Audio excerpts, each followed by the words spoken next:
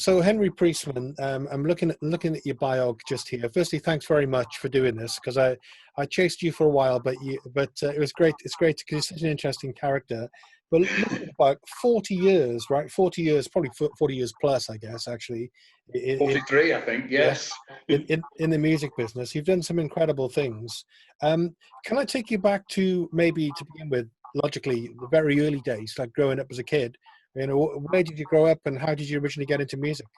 I grew up in Hull on the East Coast, and how did I get into music? I've been going through my old singles today and thinking which ones I keep, which ones I'm trying to downsize. Which ones do I get rid of? And there's some of them, stupid as, I don't know, My Brother by Terry Scott, and Gossip Calypso by Bernard Cribbins, and things like that.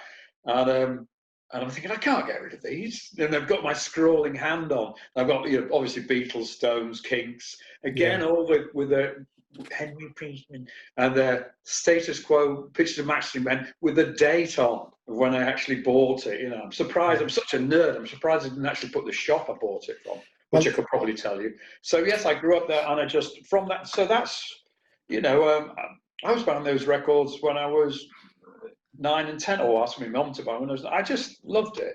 Yeah. So yes. And these were vinyl 65, vinyl singles. I was 10, and I'm absolutely loving the Beatles, loving the Kinks. Everybody else was buying Beano and Toppler, and I was buying Disco Music Echo. Yeah. Well, the other week on here, I don't know if you've had a chance to look around the Keep Cardiff Live site, but there's a great interview on there with a music journalist called Alan Jones. Yes. So Alan Jones was Melody Maker. Yeah, and then went on to launch Uncut. But I mean, he talks about his love of music. It's just, for anyone like you, I'd imagine it'd be actually a great. Bloody hell, the phone's going now. Just hold that. All right. It could be Madonna. Your agent. Yeah, I don't know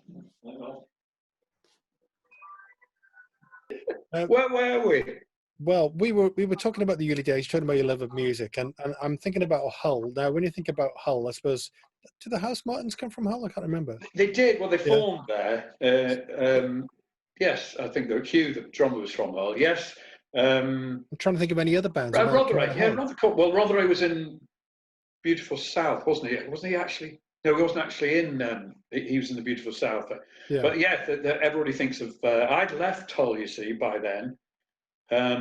So who were the people I knew who were from Hull? I mean, it's not exactly a hotbed of music. No, exactly.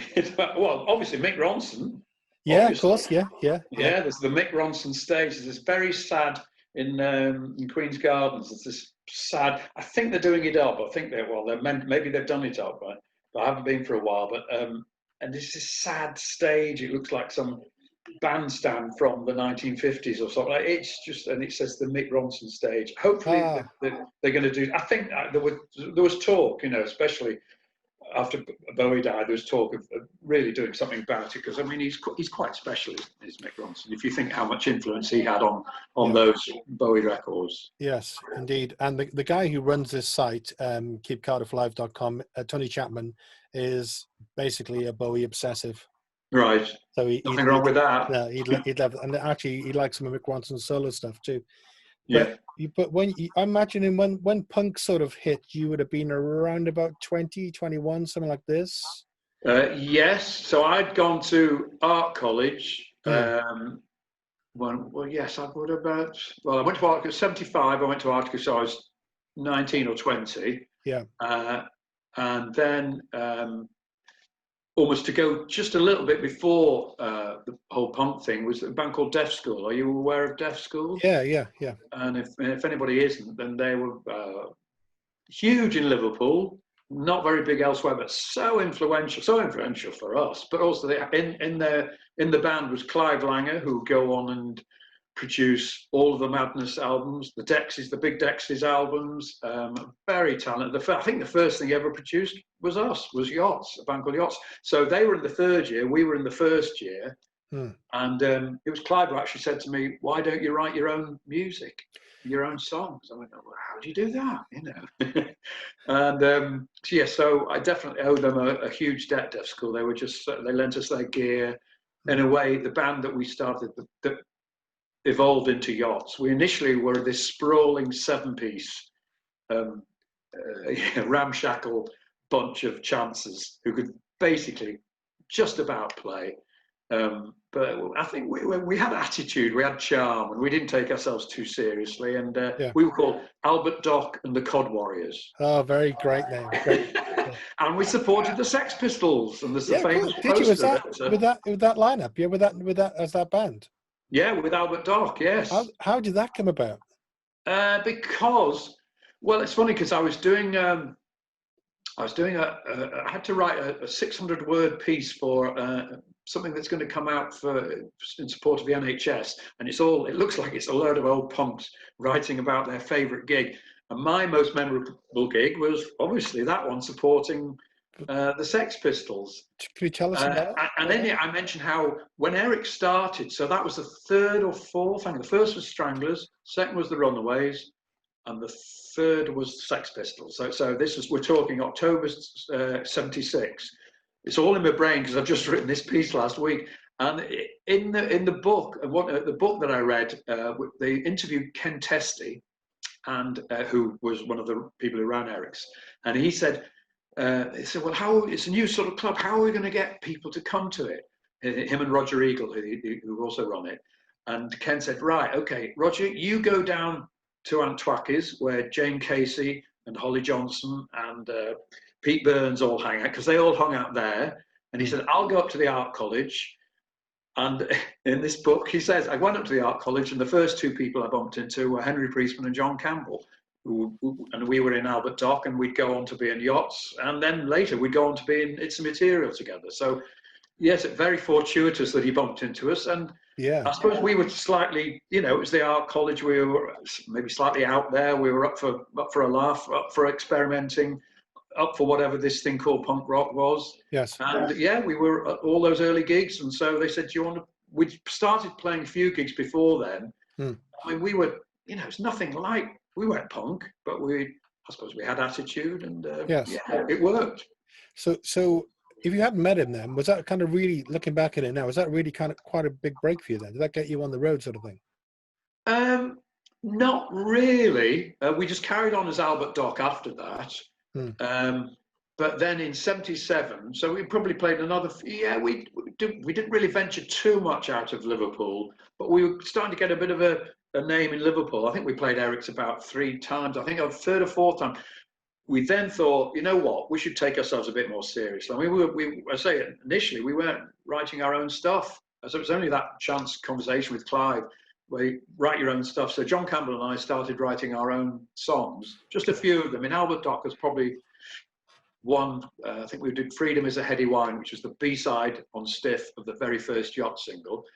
And then we decided, right, okay, let's slim it down, and became more serious about it, and just became a 5-piece rather than a 7-piece. Yeah. And called ourselves Yachts. I found out, looking at my diary, some of the names in the offing were the Acrylics, which of course would be Roland Gift's band before he joined the Fine Young Cannibals. So he was at college too, and at Hull too. Yeah.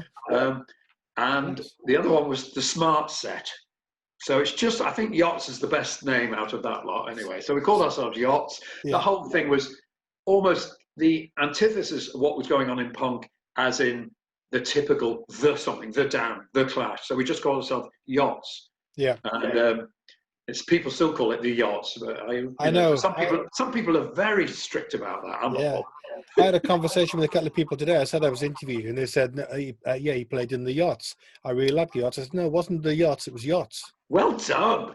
Well done, you. I had to put it, I was watching something on YouTube the other day, and somebody put something great, the Yachts, and I couldn't resist going on as me, saying, actually, it's Yacht, it's not it's Yachts. I said, some people get very uppity about this. I mean, I don't say it's quite good, it's good fun, but so yeah, we called ourselves Yachts. We dressed in Fred Perry shirts and slacks, and I just saw this.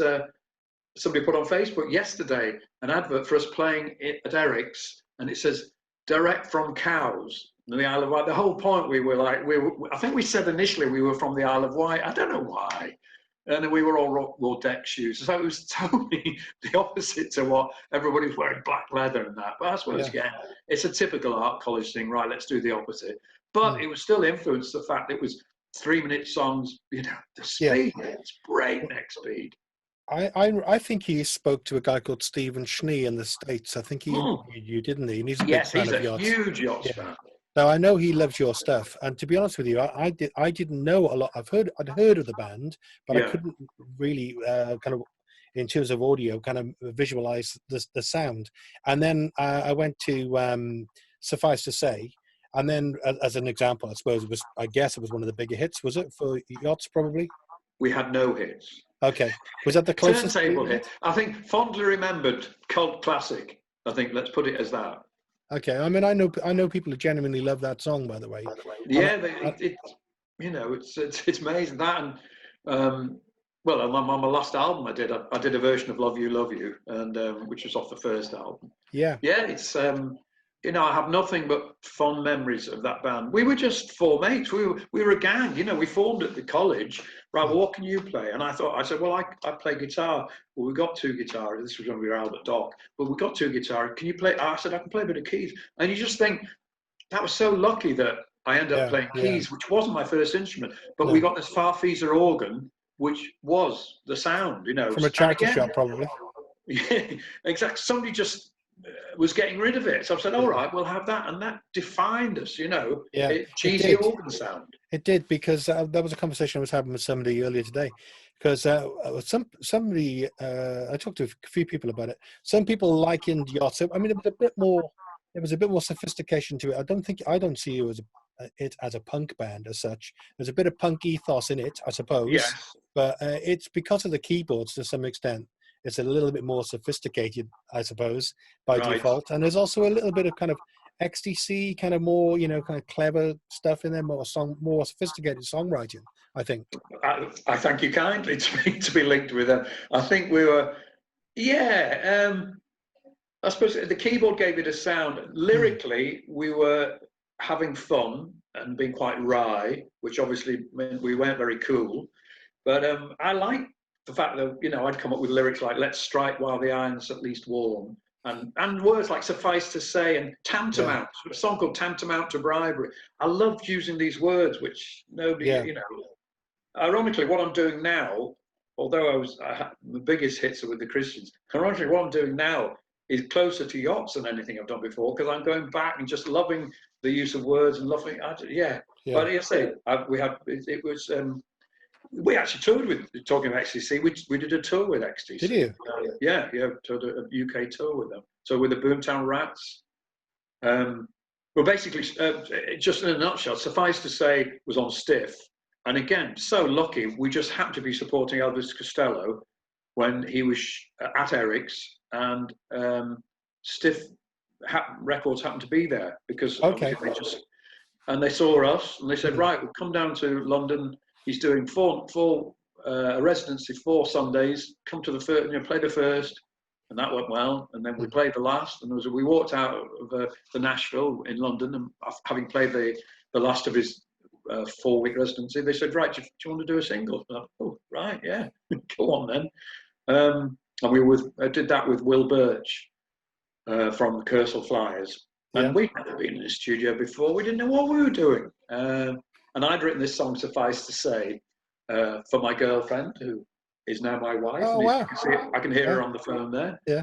And I presented to the band, presented to John Campbell, who came up with a middle bit. And as you say, it's fondly remembered. And probably I like the fact you thought it was a hit, because it wasn't. Well, it seemed to be the most prominent, you know, song. Yes, it got it, and that got us on the map. Yeah. And then it was a real blow, was that John decided to leave the band. He went to go back to college. Okay. And so and he was so enigmatic and such an amazing frontman, and very amusing, but very, as I say, charismatic, and just we thought, what are we going to do? And the lineup that did the LPs, especially for the first LP, was just the same lineup but without John. So I took over a bit of the vocals, and didn't consider myself a singer. No, you didn't, did you? And the guitarist took he probably got a sweeter voice, so and a higher voice. So he did. Yeah, we did half and half basically. I probably did less than Martin, but somehow I managed to get most of the singles, which was quite good. Were you writing most of the lyrics though? Because it seems to me, from looking through your stuff, you seem to be a prolific kind of lyricist and ideas guy, with songs. I'm not prolific. No, you've written a lot of songs. I usually write 9 songs and they go on an album. There's not loads and loads of songs. I'm lazy, but yes, back then I probably was. I'm just thinking what's on the first album, which are 14 songs. I probably wrote maybe 9 or 10 of them. Yeah. So there's not much in the bag. People go outtake. There are not many. It's not outtakes, but other songs. Actually, I did find a reel-to-reel with some other songs that never made it on the first album. It'd be interesting. I'm going to try and get it baked. I wonder if it still plays. See, exactly. I think you have to get it properly baked now. So that's my job. And the only thing that really, again, the second album, the songs that we wrote for it went on, even though they'd probably been written while we were on the road, and we were able to road test them. There are quite a few songs for what would have been the third album if we'd stayed together. Yeah. Which I might digitize at one point. Yeah. Well, it looks like you're on a roll. You may as well. Yeah, exactly. They might. Although might it sully the myth? I don't know. I'm not sure how good they are, but they're demos. I suppose if you just say, look, they're demos, there will be a market for people who would be interested in them. Probably really collectible. Yeah. I'm not talking about yachts a fair bit here, but just wanted to. It's quite interesting, really, with listening to that stuff. 2 things I want to ask you. Firstly, I don't know, as an observation, please tell me if I'm totally wrong. Yachts. I'm guessing when you saw the name of the band Yachts, was that the most kind of demeaning kind of attack on people who have lots of money and spend it on the most needless thing possible? No, no, it wasn't. Although. We did write a song. I wrote a song called Yachting Type. She ran away with a yachting type. So you might be, it's understandable to think that, but no, it was just a good name. And I say it wasn't the something, and it wasn't bleak and dark and angry. No, but interesting. Nobody has ever, posited that question. It's like it's got a kind of like a kind of there's like a context to that word, which kind of epitomizes that kind of person, Yes, and of course, since then, there's now Yacht Rock, isn't there? Is there? Oh, yes, there's this whole genre called Yacht Rock, which is sort of, I think it's soft. What is it? We're going to have to Google it, aren't we, both of us? People have mentioned it about, I think it's about like, who would be in Yacht It's, Christopher Cross, England Dan and John Ford Coley. Is that what they were called? That sort of... Yeah. I don't know, would Steely Dan count? I mean, I love Steely Dan. I've just been listening to, but they're very clean. So that's Yacht Rock, Yeah. It's not us. I don't think Yacht Suite would qualify for No. In a very brief kind of version, what was it like playing with the Pistols? It was great. I mean, I'm trying to remember the actual night. They went on first because those days, there was Gatsby's upstairs and there was a stairway to go downstairs, which was the old cavern. In fact, us Yachts, they let us rehearse there, and one of our jobs they're helping was take down the 4 massive Beatles relief that were on the John, Paul, George, and Ringo, and I just wonder, they probably went in a skip. I wonder where they are. So they were on up top, and again, this was in the thing I wrote last week. They didn't blow us away. I think we expected more, and we expected more from Johnny Rotten. His one-liners and stuff. We loved the records, and we're just slightly underwhelmed. What was great is a year later, or was it 2 years later, I was in a band with Glenn Matlock. I was in Betty Bright and the Illumination. Yeah. So Was Glenn Rusty. Matlock, would you say, you know, without being sort of rude, but Glenn Matlock probably the best musician in the Pistols? Uh, yeah, well, yeah, but I mean, you just those three, you know, Cook, Jones, and Matlock. You just listen to those records; they Yeah, sound amazing. I mean, yeah, all right, that whole thing of they can't play, that was rubbish, really. You know, yeah, they could play, yeah. and it was just really, you know, aggressive, and it was the energy. You know, it was, you know, they're fabulous. Must have been And amazing. to say we weren't trying to do anything like that, but we were still caught up with the energy. And God, I say you listen to that first Yacht sound, it's just it's just, oh my goodness me. I say when we play the songs now, Yeah, they're at least like 20 BPMs, and you can actually hear the song, and they work. You know, they do work, which is good. They do work. You know, I did one. I've been doing these shed sessions every week during lockdown yeah. for my from my shed, and I did the very first one, suffice to say, a few weeks ago, and it's probably half the speed, and it's quite lovely. It was me on a guitar, and you could hear the birds because I did it outside. So it was a lovely day. And we had again, other people. It was all done on iPhones. People send their iPhone, and I've just heard that hopefully, fingers crossed, our one celeb fan, Mr. Mark Kermode, has agreed to play bass on Yachting Type on one of my shed sessions. So let's hope that happens. Yes, because he did play, but he played with you in that band, didn't he? He was your bass He player. played, yeah, he played with us at the launch for the Yachts box set in 2018, wasn't it? And he played on the album too. He played on Love You, and I played on his album. So yes, and I knew nothing about him being a fan of the band, but I must admit he's definitely drawn people's attention to us, and I can't thank him enough. I didn't know that, but I'm quite pleased to hear he was a musician as well, because it kind of gives him a different angle, you know, when than your standard kind of embodiment of Mark Kermode. Absolutely, and he loved. Yeah, he's in this band, the Dodge Brothers, and they just rock. Needless to say, sort of rockabilly with his quiff and stuff. But yeah, it was a pleasure for me to be able to play on it. I've got his book. I had his book for Christmas. I haven't got around to reading it yet. Oh, the good books. Well, Yeah, I read it. wasn't going to mention this, but as you've mentioned, you've got his book. Hmm. There's one piece in it where apparently he was such a fan of yachts. He was at Manchester University, such a big fan of yachts. His nickname was Henry Oh wow! because his other mate was nickname was Strummer. Yeah. Oh yeah. And then I think his mate called him, right, well, what's the least punk name? You like that band Yachts? They called Yeah. themselves Henry, which was, he said people in Manchester still know him as Henry, which is Wow. very weird, but it's mentioned in the book. It's so strange. All right. I'll have to read that. But you then went on to play. You did a European tour, in fact, with the Who. Yes, we did. Yeah, that's fabulous. I mean, you know, enormo domes, the Olympic Stadium in Munich and Essen, Zurich.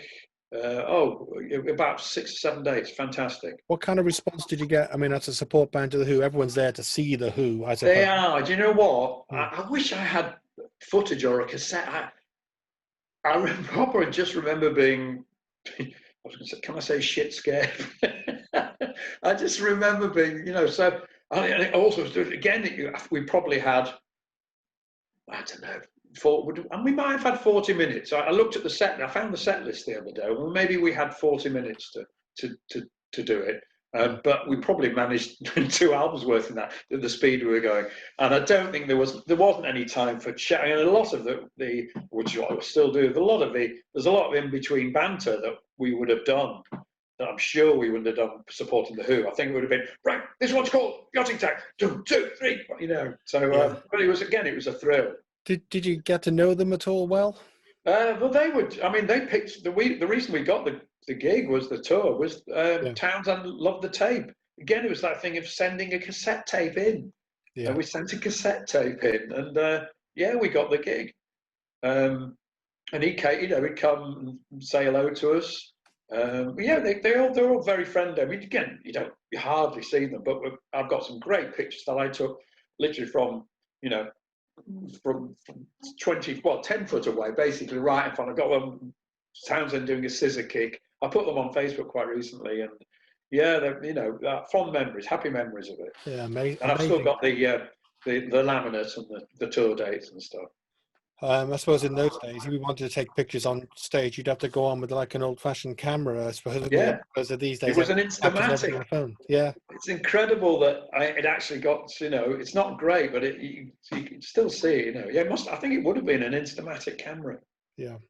But things have changed a hell of a lot Yeah, since oh then. God, now every gig, it's just that, isn't it? Yeah, yeah, Yeah. yeah. Sometimes really annoyingly so, isn't it? Mm. Um, I I, do wonder whether there's no footage of yachts. No, none that really, I've come across. There's no no old footage of. video camera stuff, or No, no? no. We did Granada reports, um, and I don't know whether that's maybe it'll turn up at something. You'd have thought. I mean, we were interviewed, especially in America, because actually we had bigger success in the States than here. And we did a 30-day tour of the States, and we were interviewed on TV stations, but none of it has turned up, which is possibly good. It's good for the myth. It is actually. But you could ask Stephen Schnee. I bet he'd find something. Yes, exactly. Yes. And he loves you because he kind of really gets that British sensibility within kind of popular music and sort of the writing style, etc. Because it is very Yeah. different to American. I think that's what captured him. Albeit, though, we went over to the States to record the first album. We tried it initially with Clive Langer from Deaf School, who I was at college with, who went on the stage to do all these madness and all that. And I think I said the first thing he produced was a Yachts single. And I actually love, there's a version of Yachting Type that he did called Yachting Types. And then we redid it with Richard Gotterer in New York. And it would be interesting to see if we'd have carried on with Clive. I mean, in a way, I suppose that first Yachts album, it rocks, you know what I mean? Probably rocks more than we would have done with Clive.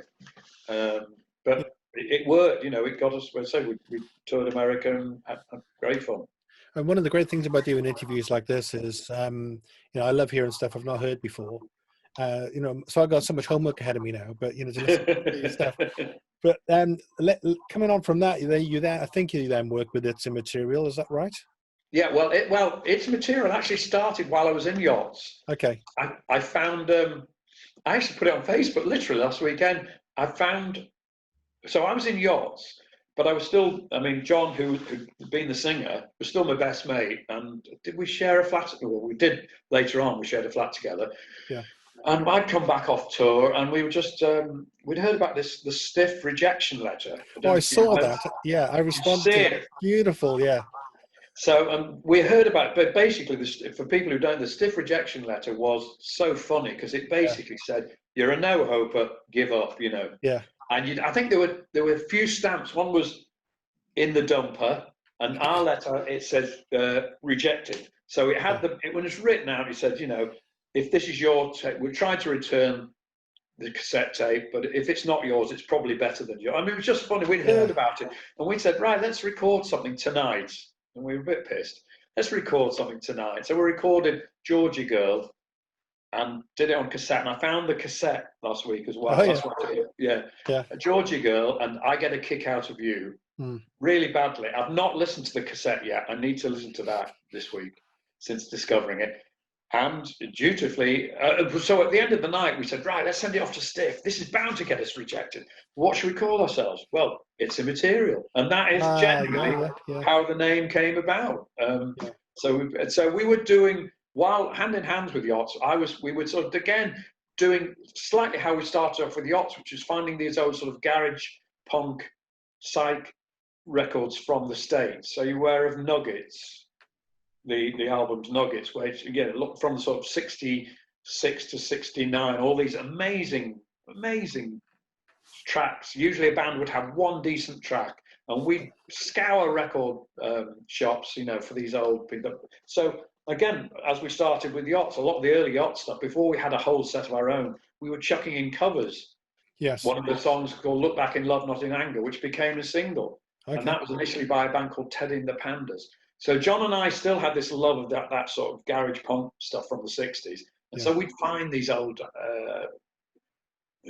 tracks. And because Yachts, we were just doing our own stuff, this was my sort of hobby band, It's Immaterial.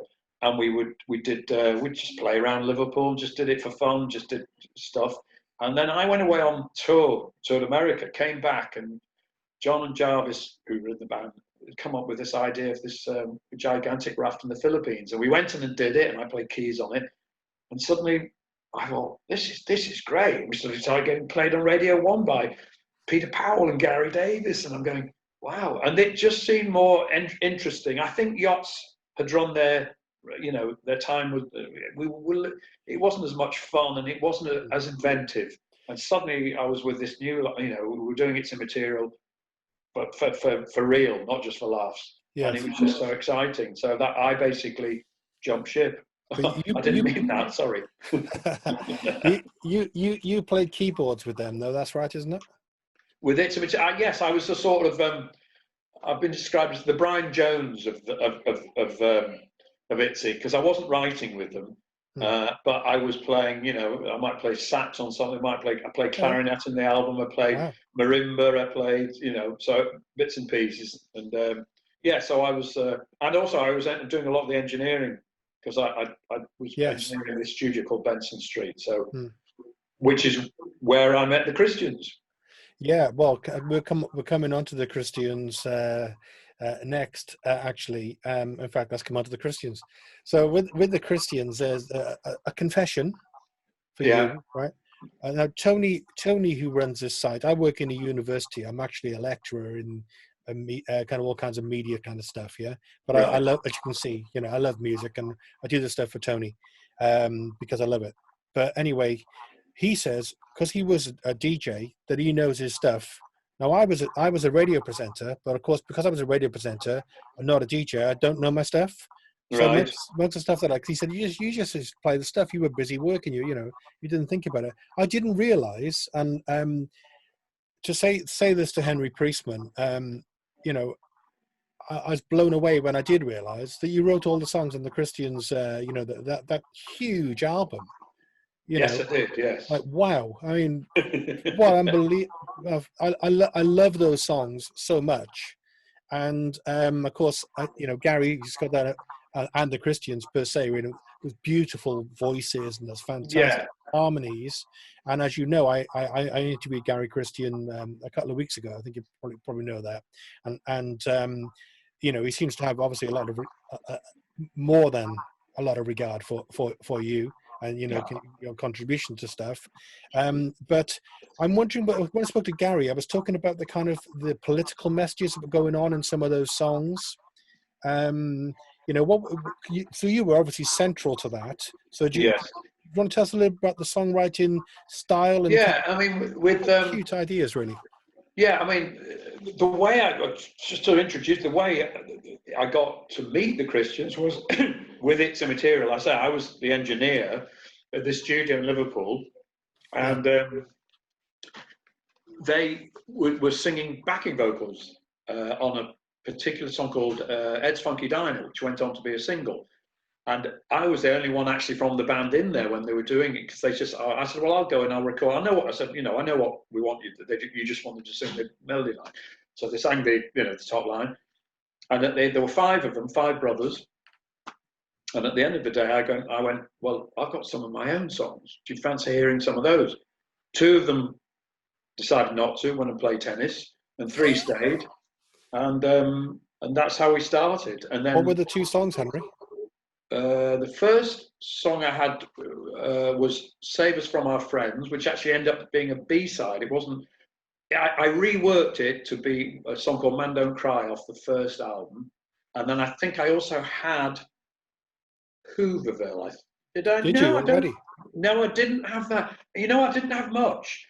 And then I came up with Forgotten Town. This was before I met the Christians, I think. But I don't remember. I wonder if I had it in a state to play them. And I wrote Forgotten Town. I'd written a song called The Game of Love with my friend Mark Herman, who would go on to write Ideal World with me. And he's still writing songs, wrote songs, and he also is a clever bastard, because he also wrote and directed Brostov and the directed Boy in the Striped Pajamas. So he's I've known him since he was 7, so he's my best mate. And so basically, I was sort of struggling with lyrics. So Mark was helping me, and I'd send him a bit like the Paul McCartney. Ooh, Hello.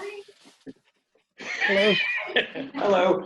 I'd sent him, the Paul McCartney yesterday was initially called Scrambled Eggs, wasn't it? Scrambled Yeah, Eggs. yeah. Well, I'd send him sort of thing, I'd say, right, it needs to rhyme here, tree, bee, and I'd make up silly words. So Ideal World was one of the ones that Mark came up with lyrics for, and it was called Game of Love.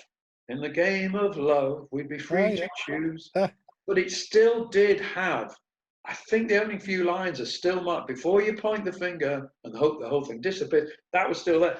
Now, in the meantime, I'd written on my own Forgotten Town, and that was initially that was called Northern Town, one of the troubles of living in a northern. Goodbye.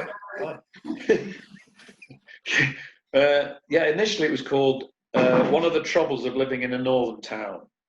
And then we thought, then that song, was it Life in a Northern Town? Yes, a big hit for Dream Academy. Which I love. Which is the best thing that could happen, because it meant I had to go and find a better title.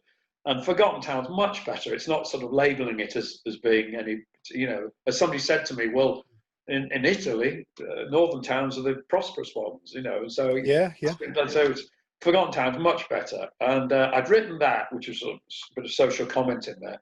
And it was like, right, we should be singing about things, more what's going on. And the Brothers Christian were all huge Temptations fans. Yeah. Again, there's a lot of social comment going on in those songs. So it just seemed a natural thing. So Game of Love, I changed it, and the whole became Ideal World, which was about the apartheid regime in South Africa.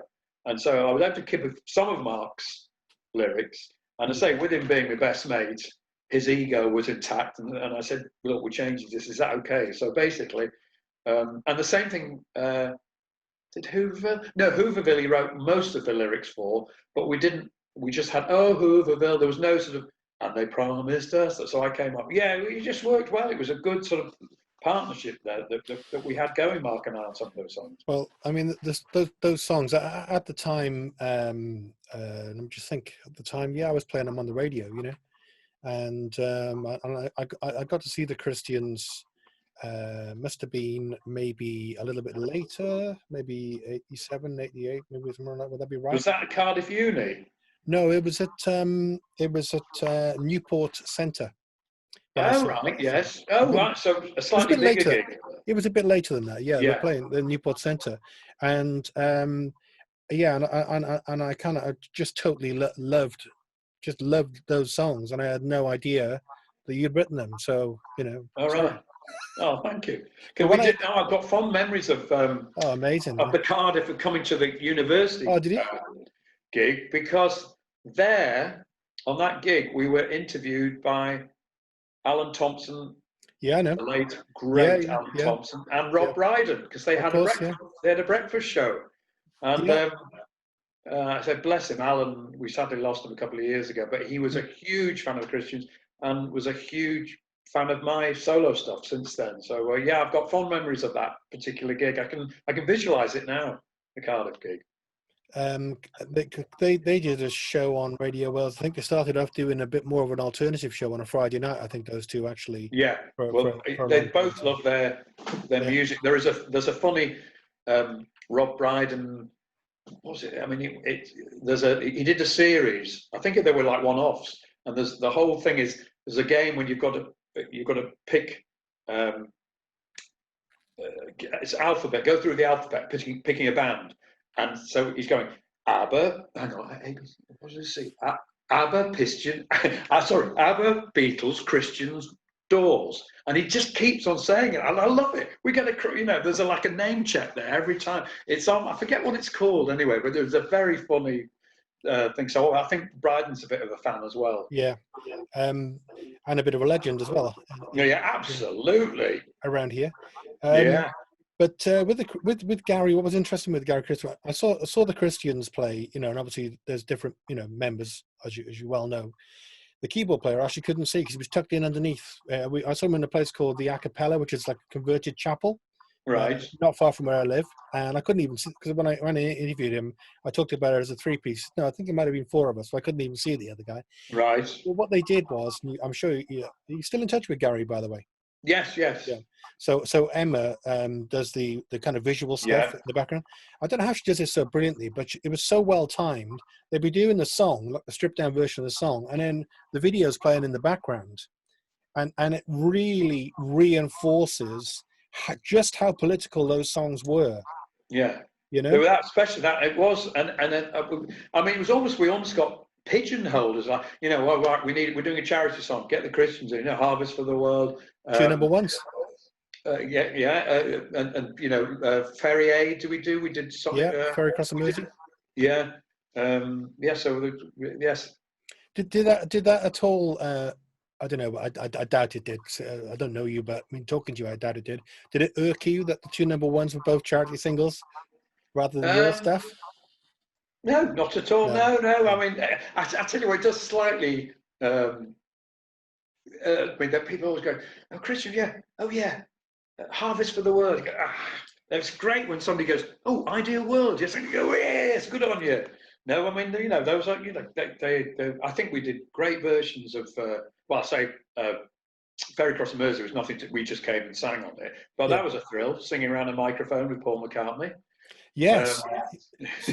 Was that the it's first? funny because I don't know whether Gary told this story, but we were there, and he said, "Life goes on day after day," and he was life. And Paul McCartney had this idea, life, life, life, life, and we went, "Ooh, are you sure about that?" But how do you tell Paul McCartney that you're not sure? Anyway, we didn't do it, I don't think.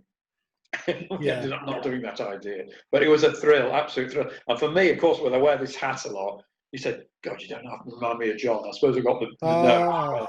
Yeah. Was that the first time you met him? It was, yes. I met him a couple of times since then. And the thing he remembers from that session, which is quite funny, was at the end of the session when we'd all, "Okay, lads, come in now." We all had headphones on, and we threw ours down the floor, and he hung his up, nicely. And apparently we all went, "Ooh." I love the idea. He came up to us at a party, it's his brother, because I know his brother better, Mike McGee, who's in the scaffold. And we were at Mike's 50th, and Paul was there and did a little session. It was amazing. He did. I pity the poor bass player who had to relinquish his bass so that Paul could come and do a little 20-minute set. Yeah. Well, it was fantastic, amazing. I was thinking, everything was last night, my head on the pillow and thinking, bloody hell, I've had a great time. Haven't you? I'm so lucky, so lucky. Yeah. I mean, it's getting better. Life's even better now. I mean, bar COVID. Yeah. But even then, I'm throwing myself into music and, to try and get through this. And we will get through it. It's just very hard at the moment. Yeah. But I mean, just to say, I worked in radio for a number of years, I suppose, for various stations. And normally you'd interview someone and they'd send their biog through, I've literally never seen anyone with so much stuff to talk about as you. And I'm just not going to be able to do justice to the amount of stuff that you've done. But we've only got to 1988. We've been on for an hour. I did a thing for the Liverpool. It was at the Liverpool Museum, and I did a talk. And I think in 2 hours, again, I'd still only just about got to 1989. Wow. So, but I do, as you've gathered, I do rabbit on, and I think you do too. I do. I'm sorry. So we're perfectly matched. But only because I'm interested in what you say. I just get too interested in stuff. There's some more kind of local references. For example, Amy Wadge, working with Amy Wadge. Yeah. Tell me a little bit about that, maybe. Yeah. Well, Amy, how did I end up working with? Was it through recently? I'm not sure, but I was doing bits and pieces, songwriting. I was with EMI songwriter. You know what? I really can't remember how the actual link came with Amy, but she came up, met her, saw her at a gig, and we wrote some. I was working with my friend Guy Batson, and we were sort of doing quite a lot of songwriting and bits of production together. And we wrote a song with Amy called "Here in My Hand" on the very first time. And then I think she came back up and we did another, and then it was like, "Do you want to do the album?" So we did No Sudden Moves, which is a fabulous album. Yeah. And yeah, I mean, and then I did quite a lot of writing in London with Amy, because she's such an amazing top line and lyricist, and it's just such a doddle working with her, because she Yeah. just, she just runs with the ball. Fantastic. Well, there's a song we did called "Waiting for the Love of My Life to Walk In," which actually was covered by, what's he called? The chap who does. Oh, I feel awful not remembering his name. He's on telly, and he does things like one of those. Oh, what's he called? I can't Ladies of remember. a certain age love him. Oh, this story's falling flat now, isn't it? We'll Google it. Oh, I wish I could remember him. Anyway, he did a not. Oh no, he did a great version of it. Not Daniel O'Donnell or something like that. No, Nick Knowles. Okay. All right. He Okay. did a version Yeah. of it, and it All was right. great. But it's strange to hear him doing a version of it. Yeah. But I'm going to do it on my next album too. But sorry, Sure. to get back to that song, Hmm. we wrote that. Somebody was due over to come and do some writing with, and we wrote that song in the morning. And I remember saying to Amy, should we should we stop now, because we'd got a chorus, and should we stop and just wait till? She said, no, let's finish it off. And we did. We finished off before lunch, and it's is that the one? Did Aled Jones? I think Aled Jones might have cut that as Yeah. well. Alec And I'm Jones going did to do one it of on them, the didn't next he? album. Yeah, I mean, I know I know Alec Jones crops up. I know he worked with you on stuff. You also were with Paul McCartney with the kind of drama, the musical stuff. With Dreamboats and Petticoats. Oh, that wasn't with McCartney. Oh, okay. That Oh, I was. see. Oh, sorry. Yeah, there's so much stuff here. I get confused.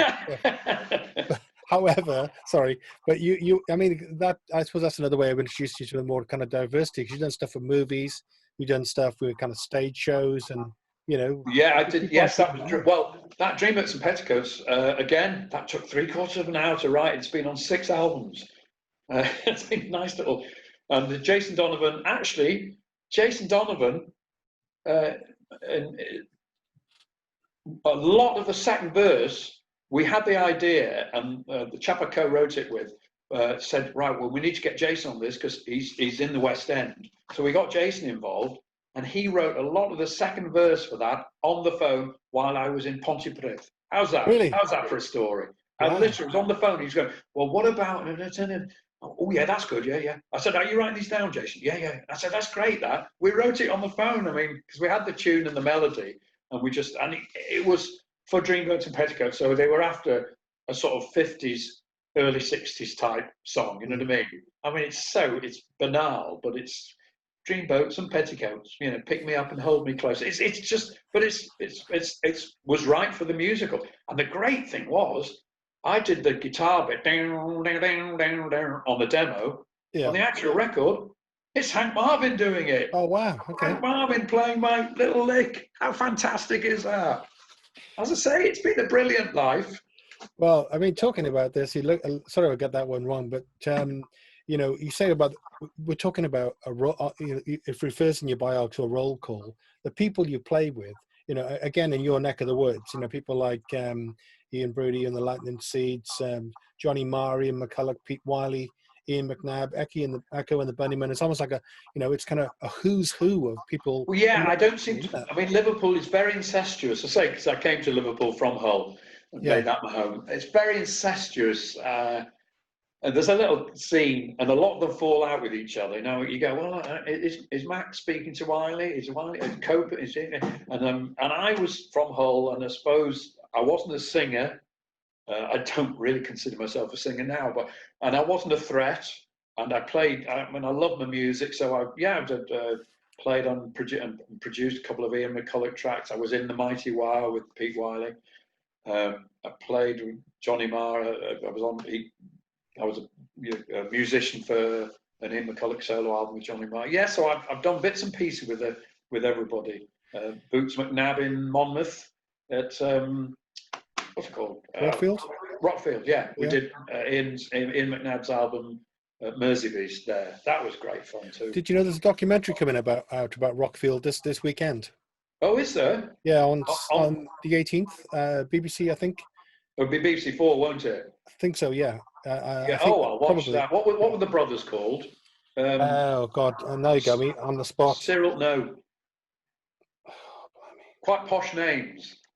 Couple of ex-farmers, weren't they? Yeah. You got me doing it now. That'll come back to me. Anyway, But yeah, we can Google it. But he took us to the petrol station in this big Rolls, the petrol station in Monmouth. And when he got out the car, he slid along over the bonnet. He said, come down and did like a jump. I thought, what a character. He was they're quite, oh, it's not Clive, was it? No. Anyway, people can Google it. Just go and we'll watch the program on Friday. But I'm really looking forward to that because it's such an amazing story, really, how these couple of kind of farmers totally reinvented themselves and ended up having one of the most successful music studios, well, probably in the world, actually. Queen. Well, so I went to Rockfield for Ian McNabb's album, and the Johnny Marr Ian McCulloch album was at Mono Valley.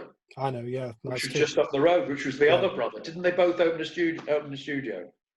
I don't know, but I know that. Oh, it's a fabulous studio. Mono Valley had the river at the bottom of it. There were some amazing studios. There was another one called Loco, which wasn't far away from there as well. No, yes, I never went there, but yeah. But blimey, sounds like a list of names looking through your stuff here is absolutely unbelievable. I wish I could remember the name of the guy from Rockfield, but there you go.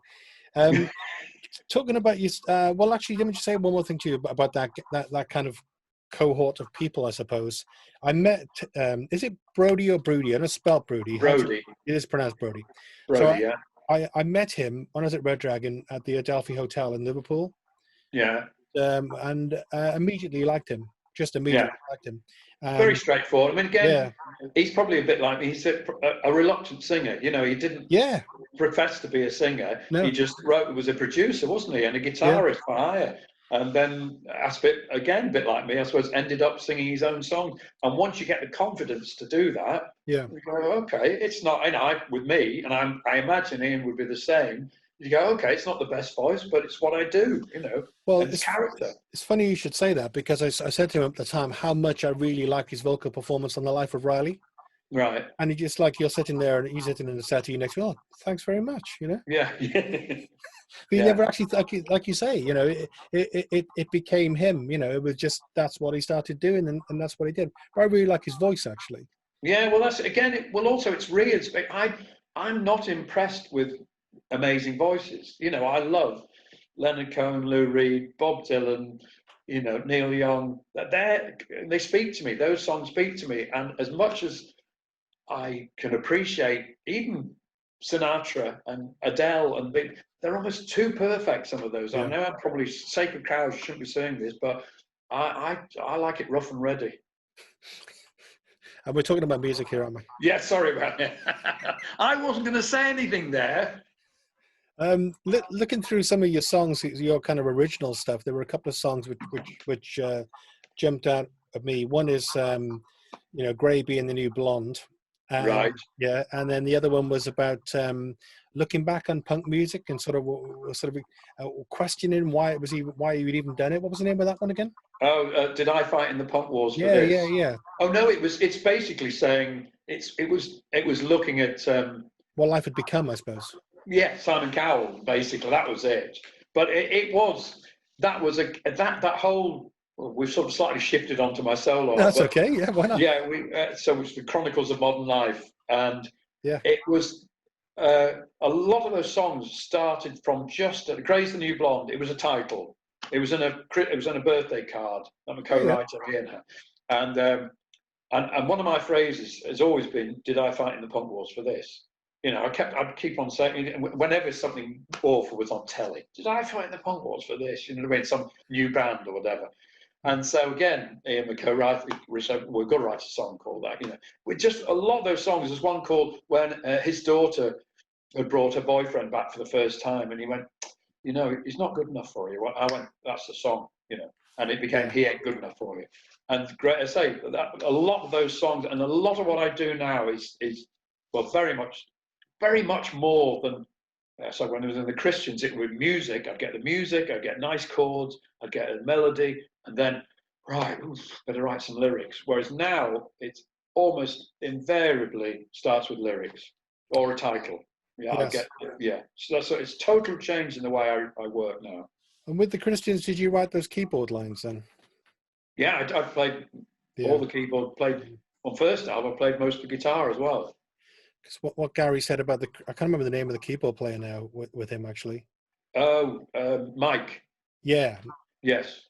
And he said what he liked about Mike was the kind of his music sensibility, that he'd say, look, this is one of the songs, it kind of goes like this, and he'd get all the parts and He does it. Mike is brilliant. I mean, and he does it with both hands. Well, I've probably just one hand and the other's doing something like that. He's a really good. I mean, I've not seen them in this new incarnation. Probably last time I saw it was about 5 years ago. So I've not seen the latest lineup, but I must try and do so when they get back out, because they're doing the Colour tour, aren't they? The second album, Colour. They're going to play songs from that on the next tour, if it happens. I know it's a bit. I was speaking to Emma recently in whether it happens or not, because it's September they're meant to be booked in. You know what? I'm just assuming I probably won't do another gig this year. No. It's ridiculous, because normally I'd be doing 3 or 4 a month, sometimes 2 weekends, sometimes 6, for 2 weekends, Friday, Saturday, Sunday.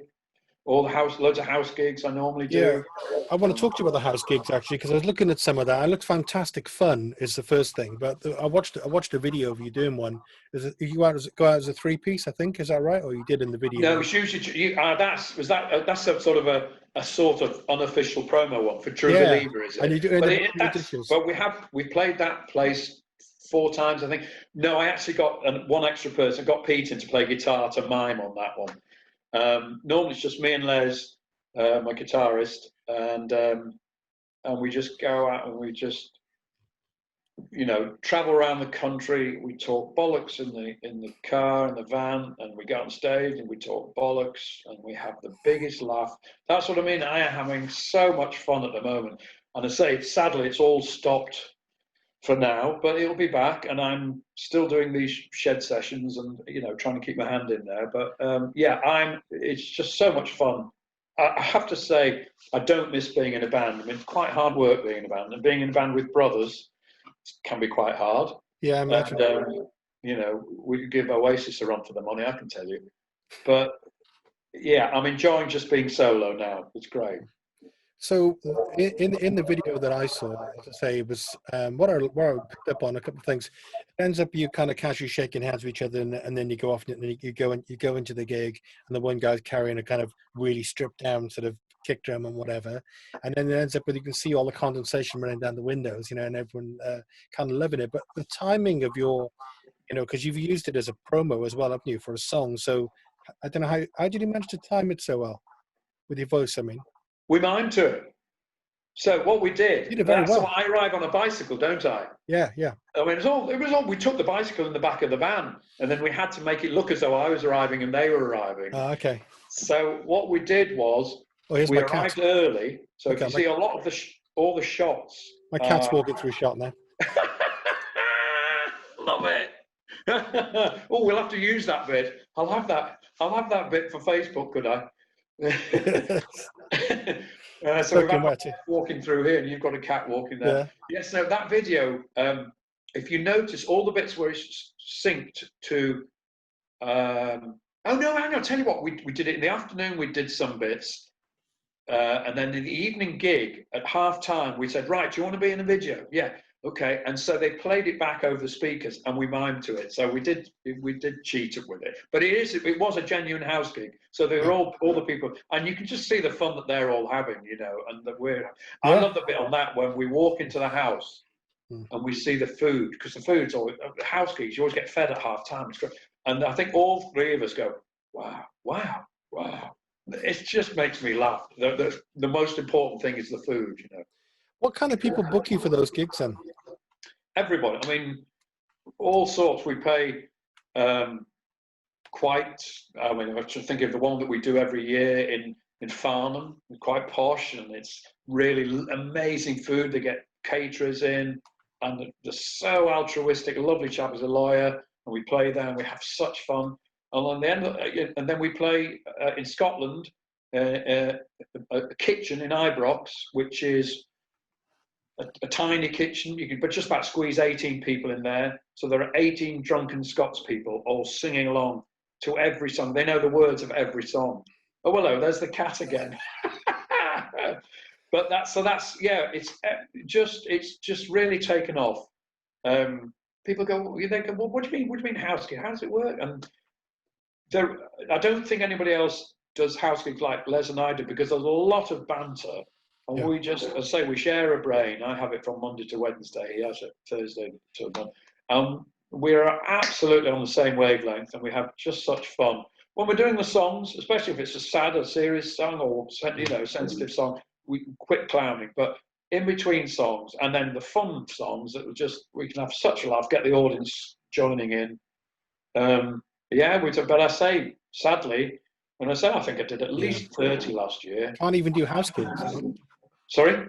You can't even imagine doing a house gig. Never mind anything bigger than that. Maybe an outdoor gig we might do, but there was one that we were going to do, and I spoke to the people this week, and they're not sure, and I'm not sure. I'm thinking, well, what if it's not raining? What if it's raining? And also, I'm just thinking about, the toilet situation and food. Yep. I just think, I'm a pensioner now.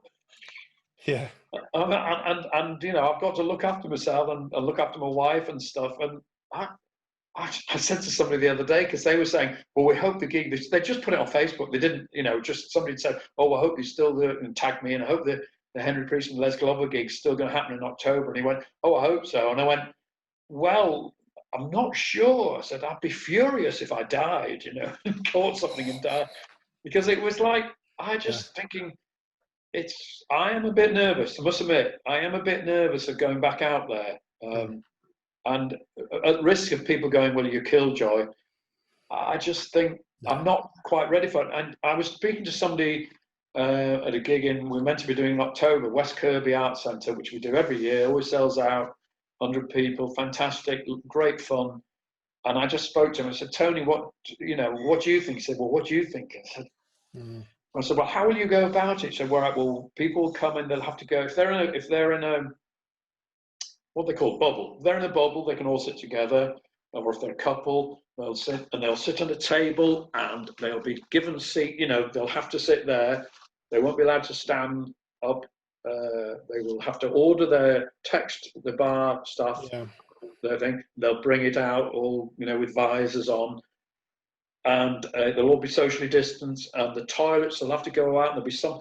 And I thought, this isn't going to be fun. No, it's not worth it. In a way, I don't want to be the person.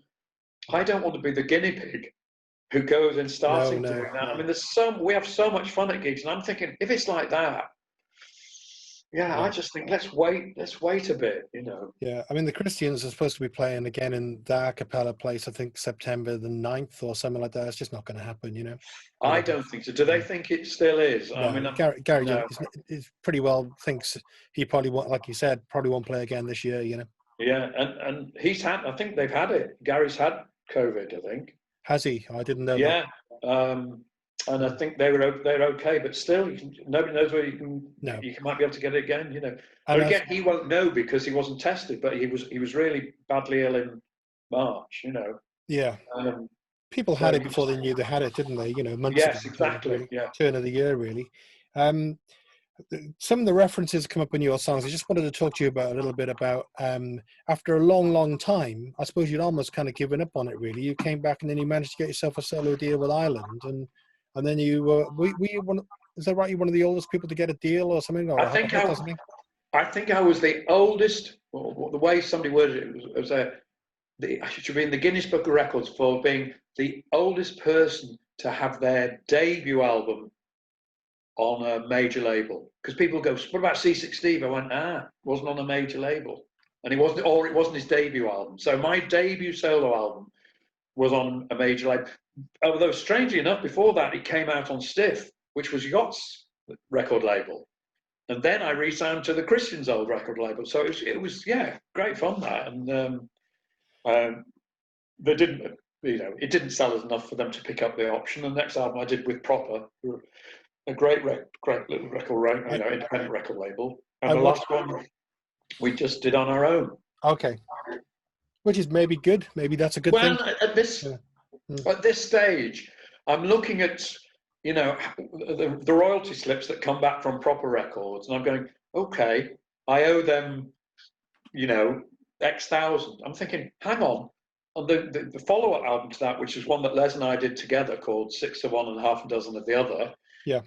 I think we broke even within 3 months, and it's just, you start thinking, well, you know, I've now got my little. I mean, Yachts have had a box set, a 3 CD box set released 2 years ago, and I buy them, obviously. I buy them off Cherry Red Records, and I sell them.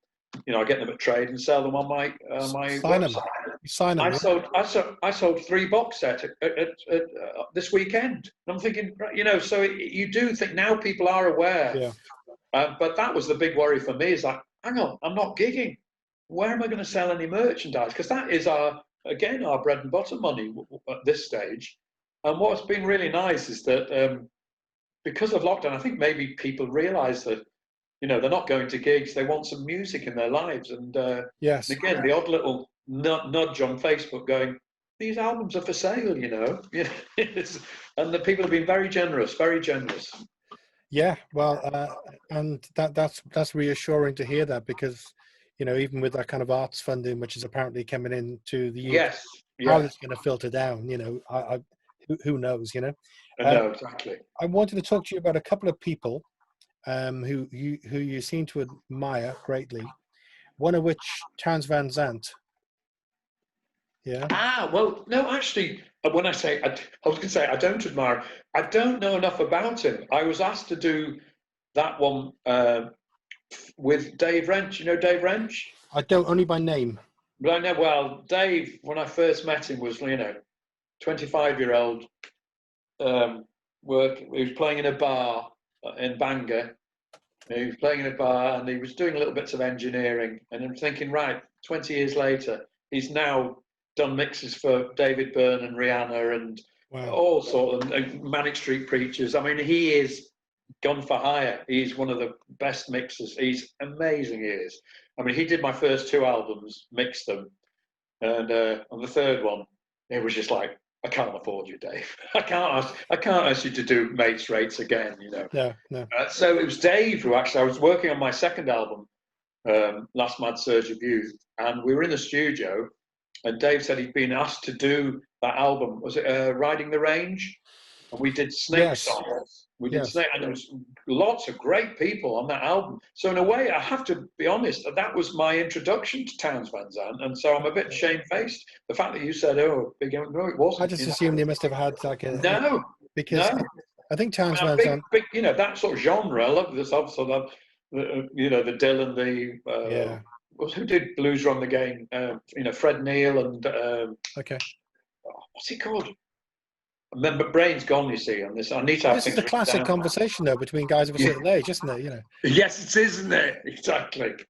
But Townes Van Zandt. Jackson C. Franks. I got it eventually. Well Jackson done. C. Franks. I've got his album in the house. My wife bought it for me for Christmas a few years ago, and I wasn't that keen on it. But I'll have to give it a different. Oh, Blues Run the Game. It's just a fabulous song. But I think Townes Van Zandt, I'm pretty sure he was a close friend of Steve Earle. I think he was one of Steve Earle's favorite songwriters as well. Right. So that gives him kind of a lot of credibility. But the other thing we should mention while we're having this conversation today is, of course, Ennio Morricone. You know, and your thoughts on that? You know, yes, that was sad. I mean, 91. It's the sort of one where you go. To be honest, I wasn't aware he was still alive. So, but. What an amazing! Well, I don't know if you saw my Facebook post yesterday. I did, yeah.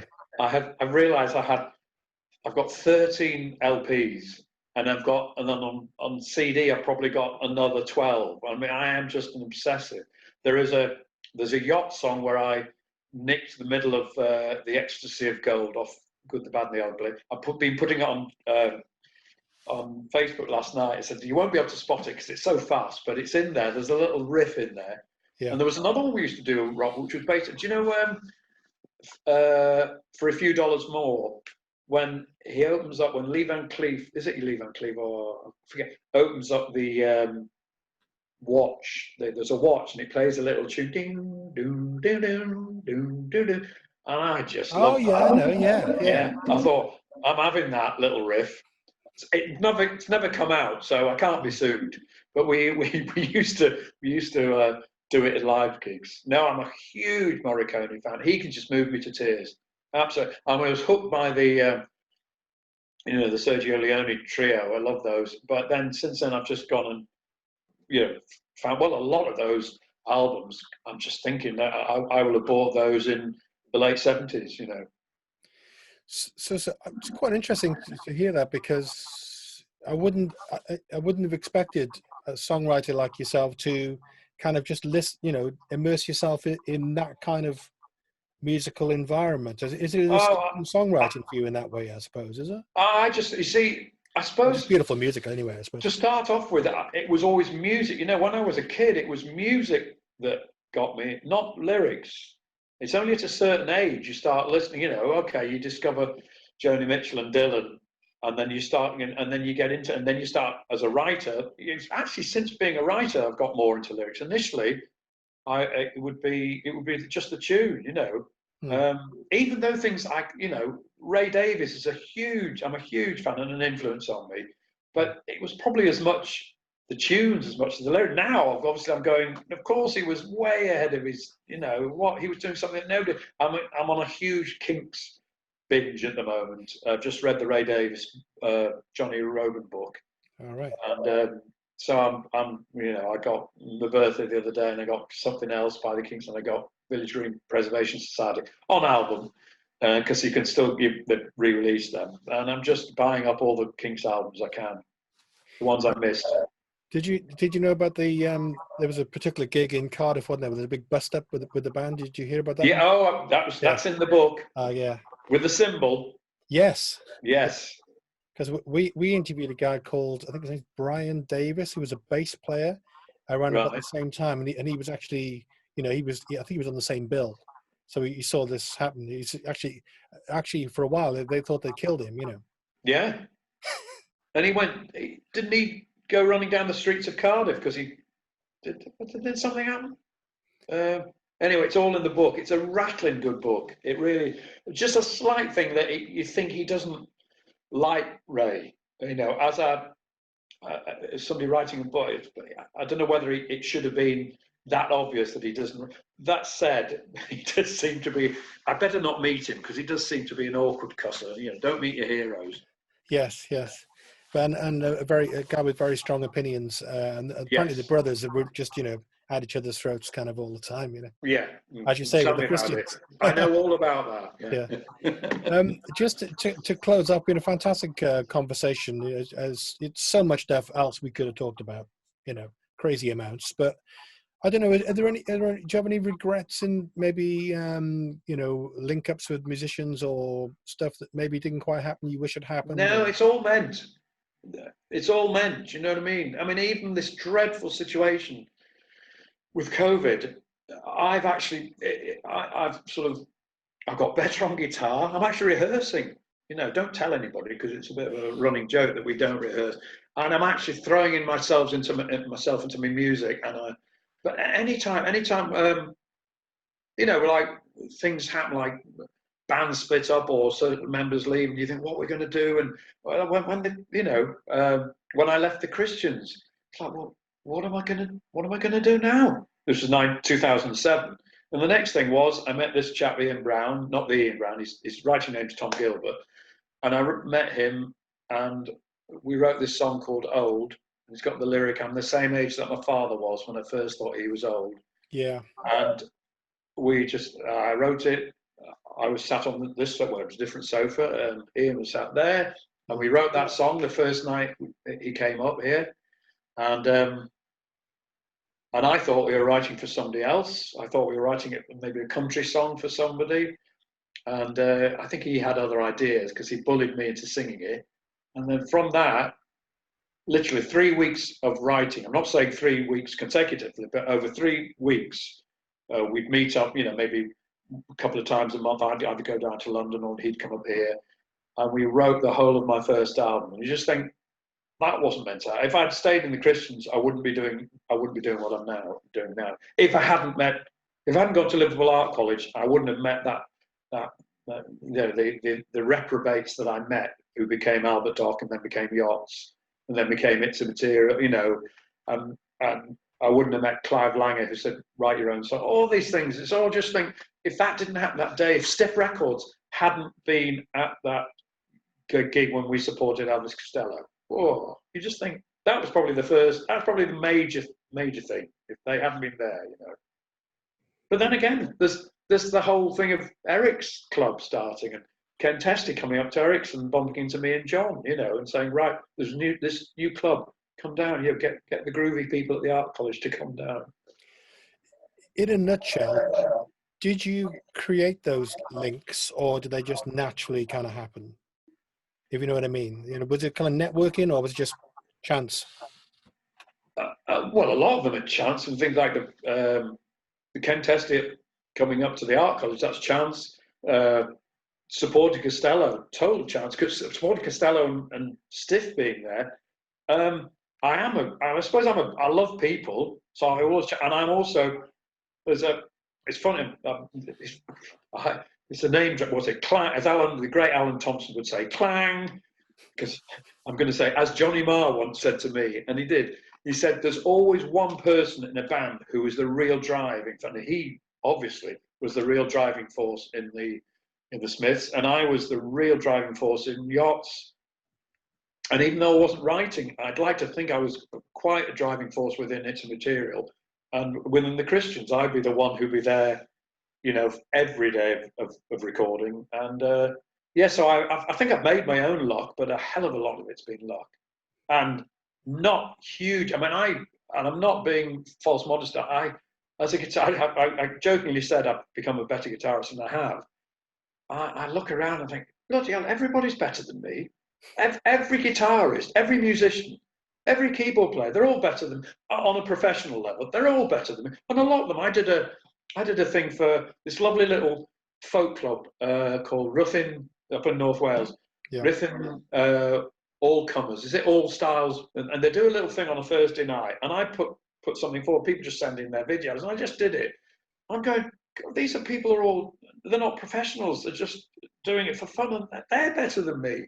And how come I've had 43 years in the music business? I tell you how I have. I've got an amazing record collection, and I've got a good ear, and I suppose I've got a love of lyrics, but I've been very lucky, considering I know most people I know who play, same circuit as me, sort of folk club, art centre circuit. They're all great musicians. But, I think I've made my own luck, and as I say, I've got a great record collection. Well, Henry, on that note, thank you very much. Thank you. I've enjoyed it.